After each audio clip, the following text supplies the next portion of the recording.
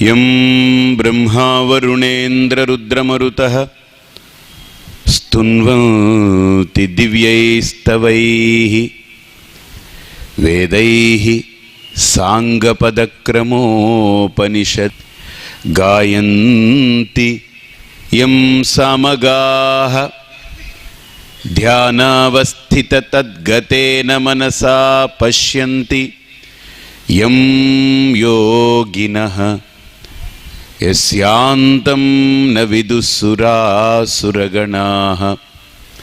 देवाय तस्मै नमः। न गुरोरधिकं तत्त्वं न गुरोः अधिकं तपः तत्त्वज्ञानात् परं नास्ति तस्मै श्री गुरवे नमः। ओम दयानंद चरणौ मनसा स्मरामि दयानंद चरणौ शिरसा नमामि। వ్యక్తికి తన గురించిన సమగ్రమైన పరిపూర్ణమైన ఆత్మ విద్యను బోధిస్తాడు. అయితే ఈ అధ్యాయంలో ఆ జ్ఞానాన్ని బోధించడానికి కావాల్సిన అర్హతనిస్తూ 15వ అధ్యాయంలో బోధిస్తాడు. అయితే ఈ అధ్యాయంలో ఏం చేస్తాడనంటే ఆ జ్ఞానాన్ని బోధించాలంటే ముందు అర్హత కావాలి. మనం ఒక ఇంజనీర్ కావాలంటే చిన్నపిల్లాడు అంటాడు స్కూల్లో కూర్చుని ఎల్కేజీలో పెట్టారు వాడు ఏబిసిడీలు దిద్దాడు, యూకేజీకి ప్రమోట్ అయ్యాడు, యూకేజీలోకి వచ్చాడు, అక్కడ బాగా దిద్దాడు, ఫస్ట్ స్టాండర్డ్కి వచ్చాడు. అక్కడ స్కూల్లో టీచర్ అడిగారు, ఎవరా what is your name? My name is Sunil Kumar. What is your father's name? My father's name is Ravi Kumar. What is your mother's name? My mother's name is Parvati. Oh how many brothers and sisters? I have 2 brothers and 1 sister. సరే, what is your ambition అన్నారు. I want to become engineer అనుకుంటే అయిపోతాడా? అవడు. దానికి సాధన, వాడు ఏం కావాలనుకున్నాడో దానికి తగ్గ సాధన ప్రారంభం అవ్వాలి. అంతేకాదు దానికి ఎంట్రన్స్ టెస్ట్ ఉంటుంది. వీడు ఇంటర్ అయిన తర్వాత ఎంట్రన్స్ టెస్ట్ ఉంటుంది. ఎంసెట్ అని, ఈ సెట్ అని, ఆ సెట్ అని, కే సెట్ అని ఉంటుంది. ఒకసారి నేను ట్రైన్లో వెళ్ళొస్తుంటే ఒక అబ్బాయి నా ఎదురుగుండా కూర్చున్నాడు, స్టూడెంట్ అనమాట. అతను పరీక్షలు ఏదో రాసొస్తున్నట్టున్నాడు, కొద్దిగా ఇదిగా ఉన్నాడు. స్వామీజీ నమస్కారం అండి అన్నాడు.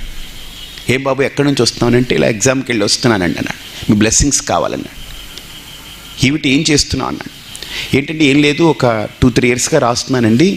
ఎంసెట్ రాశాను, ఆ సెట్ రాశాను, కే సెట్ రాశాను, టీ సెట్ రాశాను, ఇప్పుడు ఆఖరికి ఒక సెట్ ట్రై చేసి వచ్చాను, అప్సెట్లో ఉన్నానన్నాడు. ఉత్తమమైన జ్ఞానాన్ని పొందడానికి అర్హత ప్రవేశ పరీక్ష పత్రం ఇప్పుడు విడుదల చేస్తున్నారు ఆయన. ఈ 14వ అధ్యాయం కనుక మనకు సరిగ్గా ప్రిపేర్ అయితే 15వ అధ్యాయం ఏంటి తెలుసండి, అయిపోవడమే మనం. అందుకని దానికి పేరేం పెట్టారు? పురుషోత్తమ ప్రాప్తి యోగం అన్నారు. 14వ అధ్యాయం ఏం పెట్టారు పేరు? గుణత్రయ విభాగ యోగం. అంటే ఆలోచించండి, ఈ గుణత్రయాల్ని తెలుసుకుని 3 గుణాల్ని దాటగలిగితే ఉత్తమ పురుషస్త్వన్యః పరమాత్మేత్యుదాహృతః.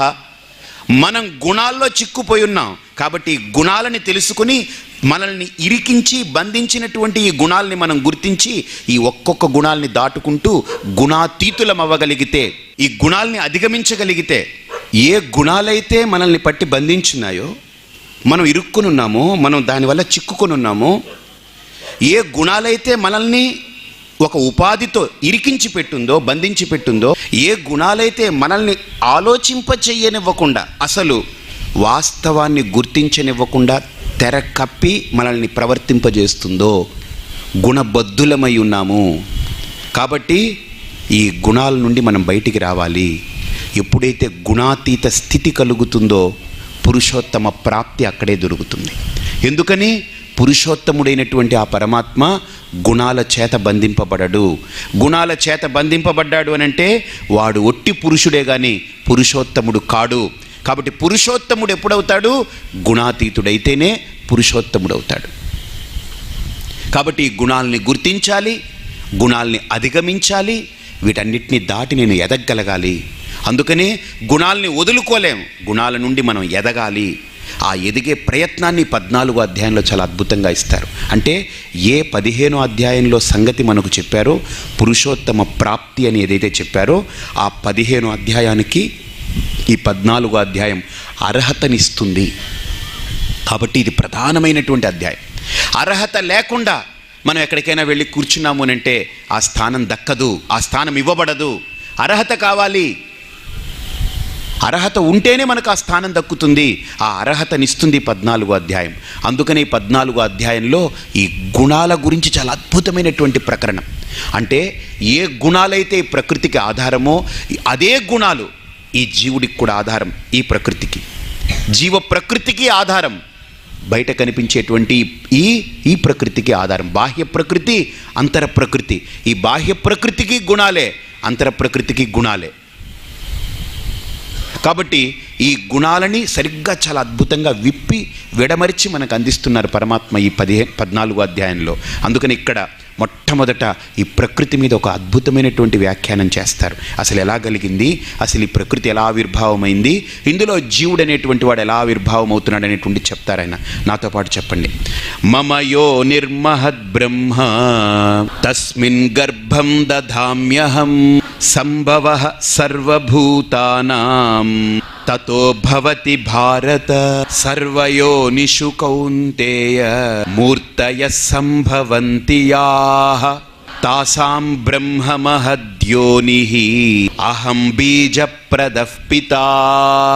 ఇక్కడ చాలా అద్భుతంగా ప్రపంచం మొత్తాన్ని, ప్రకృతి బాహ్యంగా కనిపించే సమస్త ప్రకృతిని 2 శ్లోకాల్లో చెప్పేశాడండి. పరమాత్మ కదండి ఫార్ములా. ఈ ప్రపంచం పెద్దది కదా, అంతసేపు చెప్పాలనక్కర్లేదు. E=mc², ఐన్స్టీన్ సిద్ధాంతం. అంటే అసలు మొత్తం సమస్తమైన శాస్త్రం ఏదైతే ఉందో, ఈరోజు ఏ సైన్స్ అంటున్నామో అంత సైన్స్కి కూడా ఈ ఒక్క సూత్రమే ఆధారం. ఈ ఎనర్జీ mc², ద్రవ్య నిత్యత్వ శక్తి. ఈ సౌందర్య లహరిలో చాలా అద్భుతంగా చెప్తారు. శివశక్త్యాయుక్తో యది భవతి శక్తః ప్రభవితుం నచేదేవం దేవో న ఖలు కుశలః స్పందితుమపి. అప్పుడు శంకరాచార్యులు వారు ఇచ్చారు అది ఆ సౌందర్య లహరిలో. శివశక్త్యాయుక్తో, శివుడంటే పదార్థం, మ్యాటర్. శక్తి అంటే ఏంటి? అమ్మవారు. వీళ్ళిద్దరూ కలిస్తేనే ఈ ప్రకృతి. అందుకనే కాళిదాస్ అంటాడు, వాగర్థావివ సంపృక్తౌ వాగర్థ ప్రతిపత్తయే జగతః పితరౌ వందే పార్వతీ పరమేశ్వరౌ, వందే పార్వతీ పరమేశ్వరౌ. ఎంత అద్భుతంగా చెప్పారు చూడండి. ఈ ప్రకృతికి తల్లిదండ్రులు ఇద్దరే. ఒకడు తండ్రి శివుడైతే తల్లి అమ్మవారైంది. తల్లి అనేటువంటి అమ్మవారు ఎవరు? శక్తి. తండ్రి అనేటువంటి పరమాత్మ ఎవడు? ధాతు, పదార్థం. అలాగని ఇక్కడ కూడా చూడండి, ఒక పురుషుడు ధాతువునిస్తాడు, తల్లి ఆ ధాతువుని, ఆ చిన్న క్రిమిని, ఆ స్పర్మ్, ఆ చిన్న బుల్లి క్రిమి, చిన్న తోకతో ఇలా ఊగుతూ ఉంటుంది ఇంత తలకాయతోటి. ఆ క్రిమి లోపలికి వెళ్తుంది. అది ఎలాగో మీకు చెప్తా నేను. అది లోపలికి వెళ్ళిన తర్వాత ఆ గర్భంలోకి తీసుకుని ఆ తల్లి లోపల అండం విడుదలై ఆ అండాన్ని ఛేదించి లోపలికి వెళ్ళి ఆ ఎంబ్రియో ఏదైతే ఉందో దాన్ని పగలగొట్టి ఆ స్కిన్ ఛేదించుకుని లోపలికి వెళ్ళి ఆ గుడ్డు మూసేసుకుంటుంది. ఆ జీవిని నిలబెట్టుకుంటుంది. ఆ జీవి అక్కడ సంరక్షణ పొందుతూ ఉంటుంది. ఆ శక్తి అంతా తల్లి దగ్గర నుంచి వెళ్తుంది. ఈ తల్లి ఏది తింటే అదే ఆ శిశువుకి ఆహారం. ఈవిడ ఏది తాగితే అదే శిశువుకి ఆహారం. బాగా ఆలోచించండి. కాబట్టి ఈ తల్లి యొక్క శక్తిని తీసుకుని లోపల జీవి ఉత్పత్తి అవుతుంది. కాబట్టి ఆ జీవికి శక్తి తల్లి, ఆ జీవికి ధాతువు పదార్థం తండ్రి. అలాగనే శివుడు పదార్థమైతే శక్తి అమ్మవారు శక్తి స్వరూపిణి. అందుకనే శివశక్త్యాయుక్తో యది భవతి శక్తః ప్రభవితుం. వాళ్ళిద్దరూ కలిస్తేనే ఇదిగో ఈ ప్రకృతి వచ్చింది. నచేదేవం దేవో న ఖలు కుశలః స్పందితుమపి. వాళ్ళిద్దరూ కలిస్తేనే ఈ ప్రకృతి. మగవాడు మగవాడుగా ఉండిపోయి స్త్రీ స్త్రీగా ఉండిపోతే ఒక సంతానం, ఒక జీవి ఈ భూమి మీదకి రాదు. కాబట్టి మగవాడు స్త్రీ ఇద్దరు కలవాలి. కలవడం అనంటే శారీరకం అనేటువంటిది పక్కన పెట్టేస్తే లోపల ఈ పురుషుల్లో ఉండేటువంటి ఆ జీవ క్రిమి, ఆ చిన్న స్పర్మ్, ఆ జీవి తల్లి గర్భంలోకి వెళుతుంది. ఎలా వెళుతుందండి? ఒక్కసారి డిశ్చార్జ్ అయ్యేటువంటి ఆ సిమెన్లో ఆ భర్త యొక్క సిమెన్, ఆ పురుషుడి యొక్క ధాతు ఒక్కసారి బయటకు వస్తుంది. ఒక చెంచా ధాతువు బయటకు వస్తుంది. ఆ ధాతువులో సహజంగా 40 నుండి 60 మిలియన్ల జీవకణాలు ఉంటాయి. అంటే ఇంచుమించు 600 కోట్లు. ఆలోచించండి, 600 కోట్ల జీవకణాలు లోపలికి వెళ్తున్నాయి తల్లి గర్భంలోకి. ఒక్కసారి ధాతువు వెళితే, ఒక్కసారి ఆ క్రియ వల్ల ధాతువు వెళితే 600 కోట్ల జీవకణాలు వెళ్తున్నాయి. 600 కోట్లని కాదనుకొని ఒక్క జీవి లోపలికి వెళ్ళిందే మనం. చూడండి, మనం ఎంతమందిని కాదని తన్నేసి మనం లోపలికి వెళ్ళి కూర్చున్నాం. అప్పుడే మనకు తెలిసి ఎవడెవడిని తన్నేయాలో. అప్పటి నుంచే మొదలుపెట్టాం. ఏ జీవి అయితే ఆ గుడ్డు దగ్గరికి త్వరగా చేరుకుని క్రిమి ఈ మిగతా క్రిములన్నీ నెట్టేసి అది లోపలికి వెళ్ళిపోతుంది ఆ టైంకి, ఆ అండంలోకి వెళ్ళిపోగానే ఆ జీవి అక్కడ స్థిరపడిపోతుంది. బాగా ఆలోచించండి. అంతేకాదు, తల్లి యొక్క లోపల గర్భంలో యూట్రస్ అని ఉంటుంది, అంటే గర్భసంచి. ఆ గర్భసంచిలో ఋతుక్రమం అయిన తర్వాత స్త్రీకి సరిగ్గా 1వ తేదీన ఋతుక్రమం అయితే 14వ తేదీ దాకా లోపల అండవృద్ధి జరుగుతుంది. అంటే ప్రకృతి తన్ను తాను తయారు చేసుకునేదానికి. ఎంత గొప్ప ప్రకృతి పెట్టిందండి లోపల, ఎంత గొప్ప జ్ఞానం ఉందండి. ఇది ఏం సామాన్యం అనుకుంటున్నారా మీరు? ఎంత అమోఘమైన శక్తి లోపలుంది. అసలు మహాజ్ఞానం ఉంది లోపల. ఇంతకంటే గొప్ప ప్రకృతి రహస్యం ఇంక బయట ఎక్కడా లేదు. ఇదే ప్రకృతి రహస్యం. దీన్ని ఒక్కసారి మనం అందుకనే అంటాను, ప్రపంచాన్ని పరిశోధించక్కర్లేదు, వ్యక్తి తన్ను తాను పరిశోధించుకుంటూ పోతే ప్రపంచమే ఇక్కడుంది. లోకంబులు లోకేశులు లోకస్థులు తెగిన తుదిన లోకంబగు పెంచీకటికిన్ అవ్వలనెవ్వండు నేకాకృతినై వెలుగొందువాడు. ఇదండి గొప్ప శక్తి. కాబట్టి ఆ ధాతు ఏదైతే లోపలికి వెళ్ళిందో సృష్టి క్రమం ప్రారంభమైంది. బాగా ఆలోచించండి. కాబట్టి బ్రహ్మ ఎక్కడున్నాడు? అక్కడున్నాడు. ఆ సృష్టి క్రమం ప్రారంభమయ్యేటప్పుడు బ్రహ్మ పని మొదలైపోయింది. ఇంకా బ్రహ్మగారు మొదలెట్టారు. ఎంతవరకు బ్రహ్మగారి పని తెలుసండి? ఆ జీవి, ఆ క్రిమి తన్నుకుంటూ ఈదుకుంటూ ఆ గుడ్డు దగ్గరికి చేరుతుంది. ఆ గుడ్డు లోపల అండం తయారవ్వడానికి, గర్భసంచిలో అండం తయారవ్వడానికి ఇలా ఉంటుంది. 2 గుడ్లు తయారవుతాయి. ఒకటి లెఫ్ట్ అండ్ రైట్. ఇది 2 గుడ్లు తయారవుతుంది. 2 ఎగ్స్ తయారవుతాయి ఆ యూట్రస్లో. ఆ 2 గుడ్డు లెఫ్ట్ అండ్ రైట్ యూట్రస్ తయారవుతుంది. ఇది యూట్రస్లో ఎగ్స్ తయారవుతుంది, గుడ్లు. ఆ గుడ్లు తయారయ్యేదానికి 14 రోజులు పడుతుంది. ఏది? స్త్రీకి ఋతుక్రమం అయిన రోజు నుంచి 14వ రోజుకి 2 అండాల లోపల తయారవుతాయి. ఈ క్రియ జరిగిన తర్వాత ఈ క్రిమి లోపలికి తన్నుకుంటూ అది స్పీడుగా వెళ్తుందట ఆ జీవి. అసలు దాని స్పీడుని మనం కొలత పెట్టలేం. దానికి రూపం లేదు, ఓ శరీరం లేదు, భౌతికం లేదు. అంత సూక్ష్మక్రిమి ఈదుకుంటూ ఇలాగా బాణం కనుక ఇలా లాగిపెట్టి వదిలితే ఎంత స్పీడ్కి వెళ్తుందో అంతకు కొన్ని వేల కిలోమీటర్ల మైళ్ళ దూరంతో, అంత వేగంతో లోపలికి వెళ్ళిపోతుంది. వెళ్ళి ఆ లోపల నుంచి విడుదలయ్యేటువంటి అండాన్ని చేరుకుంటుంది. దగ్గరికి చేరుకున్న క్షణాల్లో అండం దాని యొక్క చర్మాన్ని రాపిడి చేస్తుంది, ఇరిటేట్ చేస్తుంది, రప్చర్ చేస్తుంది. ఆ రాపిడికి అండం యొక్క పై పొర ఊడుతుంది. ఇది లోపలికి వెళ్ళిపోతుంది. లోపలికి వెళ్ళగానే తలకాయ భాగం లోపలికి వెళ్ళిపోయి తోక నుంచి కట్టై బయటకు వచ్చేస్తుంది. అది ఇంకా లోపలికి వెళ్ళిపోతుంది. ఆ తలకాయ గుడ్డు మూసేసుకుంటుంది. లోపల ఆ క్రిమి నిలబడిపోతుంది. ఆ జీవి చిన్న ఒక సూది ఇలా మొన పెడితే ఎలా ఉంటుందో అంత మొన లోపల ఉండిపోతుంది. ఇక ఆ జీవి, ఆ తల ఏం తెలుసండి? That is called DNA. అది డిఎన్ఏ అంటే. ఆ తల కనపడదు మనకు. ఆ తలలో ఈ జీవికి కళ్ళు ముక్కులు ఎలా తయారవ్వాలి, ఎంత గుండె తయారవ్వాలి, దీనికి ఆయుష్ ప్రమాణం ఏంటి, ఇది ఎలా ఆలోచిస్తుంది, ఇది ఎలా బిహేవ్ చేస్తుంది, దీని బుద్ధి కుశలత ఏమిటి, దీని నైపుణ్యాలు ఏంటి, ఇది ఏమిటి, ఎలాగా అన్నీ కూడా ప్రోగ్రామ్ అయిపోయి ఉంటుంది ఆ చిప్లో, ఆ చిన్న తలకాయలో. ఆ తలకాయలో ఆ డిఎన్ఏ 1 నుంచి ఆ క్రోమోజోమ్స్ విడతాయి. క్రోమోజోమ్స్ అంటారు. ఆ అండం నుంచి స్త్రీ కూడా 46 క్రోమోజోమ్స్ విడుదల చేస్తుంది. పురుషుడు ఆ క్రిమి ఉంది కదా, దాని నుంచి 46 క్రోమోజోమ్స్ వస్తాయి. ఈ 46కి 46 సరిగ్గా మ్యాచ్ అవ్వాలి. ఆ మ్యాచ్ అయినప్పుడు ఆకృతి తయారవుతుంది. లోపల మెల్లగా ఎలా తయారవుతుంది? ఒక సన్న ఈ పాము ఇది ఉంటుంది చూసారా, శరీరం సన్నటి పాము, ఈ బురద పాముల్లా ఉంటాయి, అలా ముందు తయారవుతుంది. ఆ గింజ అలా తయారై పిండంలా తయారై అలా తయారవుతూ ఉంటుంది శిశువు. మెల్లగా అక్కడి నుంచి తల ఒక్కటే చిన్న బొడిపిలాగా వచ్చి తోక వస్తుంది. ఆ తోక రెండుగా విడి 2 కాళ్ళు అవుతాయి. పైన 2 కణుతులు ఉంటాయి, అవి రెండుగా విడి 2 చేతులు అవుతాయి. అక్కడ మీరు బాగా ఆలోచిస్తే పైన ఒక గుండ్రని ఆకారం, ఇలా రెండు కణితులు ఇలా కిందకి దిగి ట్రంక్ ఇలా వచ్చి 2 కాళ్ళు ఇలా వస్తాయి. అంతే, సింపుల్, గీత గీసుకున్నట్టే లోపల తయారవుతుంది జీవి. ఆ తర్వాత మెల్లగా వేళ్ళు, గోర్లు, చర్మము, మాంసము, ఎముకలు, నరాలు, బుద్ధి, కళ్ళు, ఇంద్రియాలు, అవయవాలు, గుండె అన్నీ మొత్తం తయారై ఆ జీవి తయారవ్వడానికి 6 నెలల 20 రోజులు పడుతుంది కరెక్ట్గా. ఈ 6 నెలల 20 రోజులకి శిశువు తయారైపోతుంది లోపల. ఏంటండి ఇది తయారీ? వీడికి ఏమైనా తెలుసా బయట తండ్రికి? వీడిని అడగండి, ఏమో నాకేం తెలీదు.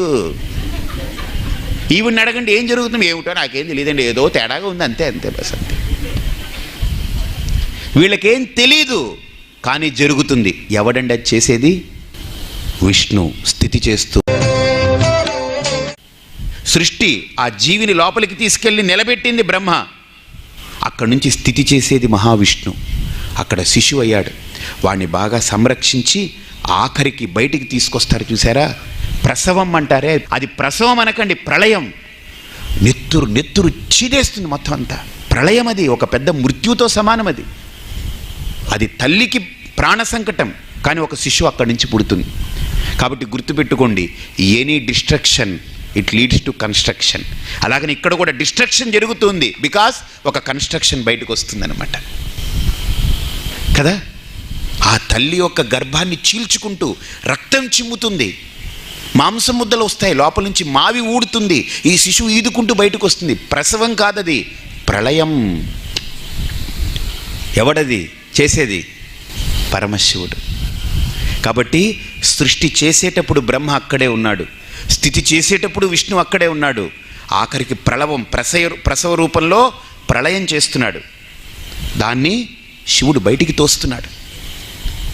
అందుకనే క్షంతవ్యో మే పరాధః శివ శివ శివభో శ్రీ మహాదేవ శంభో అంటాడు.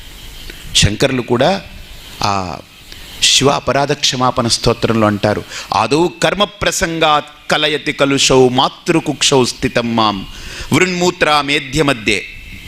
ఆ తల్లి గర్భంలో ఆవిడ మూత్రాన్నే తాగుతుంది ఆ శిశువు, దానికి నీళ్ళు అదే తాగుతుంది, మళ్ళీ దాన్నే విడుస్తుంది, మళ్ళీ దాన్నే తాగుతుంది, దాన్నే విడుస్తుంది.